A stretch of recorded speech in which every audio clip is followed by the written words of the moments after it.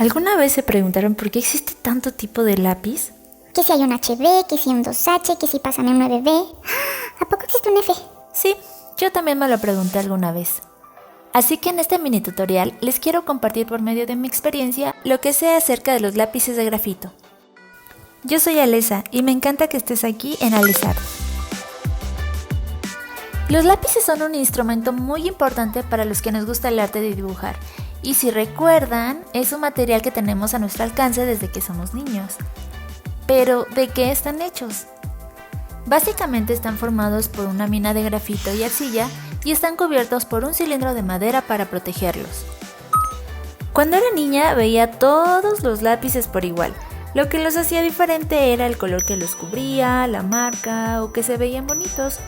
Pero con la novedad que uno crece y se enfrenta con que no solo existe un tipo de lápiz, que no solo sirven para escribir y descubres que tienen una letra y un número que los hace diferentes y dependiendo de todo eso puedes crear cosas increíbles.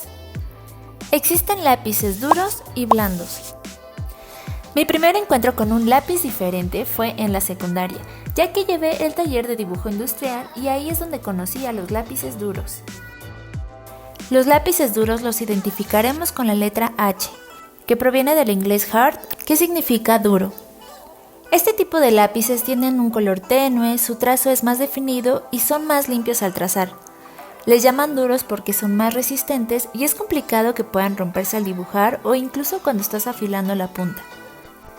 Esto se debe a que tiene un porcentaje más alto de arcilla que de grafito.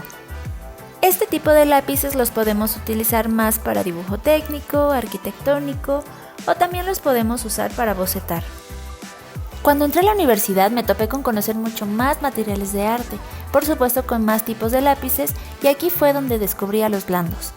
Los lápices blandos los podemos identificar con la letra B, que proviene del inglés black, lo que significa negro.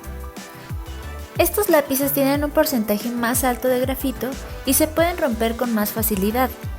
Tienen una mina más blanda, su trazo puede ser menos definido y su color más intenso y oscuro. También suelen ser más sucios al trabajar con ellos. Estos lápices los podemos utilizar para dibujo artístico en donde podremos lograr sombras y tonos más intensos. Las letras HB provienen del inglés hard black y es precisamente una mezcla entre los duros y blandos. Seguramente es el lápiz más común que nos encontramos en cualquier lugar. Sin duda es con el que más convivimos en nuestra infancia, ya que este es el que normalmente utilizamos para escribir. Y por último, existe una letra F, que proviene del inglés fine, que significa fino, y es un lápiz que indica dureza intermedia. Este tipo de lápiz es más complicado de ver, pero existe. La numeración que tienen todos los lápices define la escala tonal y también el grado de dureza o blandura. Aquí les muestro cómo se ve la escala tonal y ya conociendo el significado de las letras podrán ver que se dividen entre los duros, medios y blandos. Les recomiendo que hagan ejercicios para mejorar la soltura de su mano. Además les va a servir como calentamiento para dibujar. Pueden tomar cualquier hoja de papel y cualquier lápiz que tengan en casa. Es recomendable que tomen el lápiz de esta forma. Esto les va a ayudar a tener una mejor visión al dibujar. Ahora recuerden cuando eran niños y siéntanse con la libertad de hacer líneas horizontales, verticales, círculos, gusanitos, así hasta que vayan sintiendo que su mano se va soltando. Recuerden no solo mover su muñeca sino todo el brazo. De esa manera se pueden ayudar a tener mejores trazos.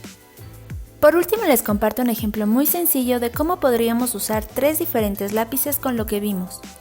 Un 3H lo utilizaríamos para bocetar, un 2B para hacer el delineado y definir un poco más la forma, y un 9B para dar aquellas sombras o tonos más intensos que vaya requiriendo el dibujo.